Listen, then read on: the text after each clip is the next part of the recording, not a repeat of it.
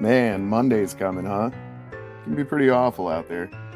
I thought maybe you guys could use a little magic in your day. So I'm going to post this tonight. This is Moon and Star by MC Escher. I found it at a thrift store. Note these birds are all interlocking. They're all different types of birds and they're all part of each other. You know, they all fill in the spaces around each other. The gray ones have little space scenes in them, and then the orange ones are like sun rays. I mean, it's just an amazing piece. This is a lithograph by MC Escher, and I found it at a thrift store. And that's pretty neat, in my opinion. This is Austin, Best I Can Afford Antiques channel, always trying to show you something neat.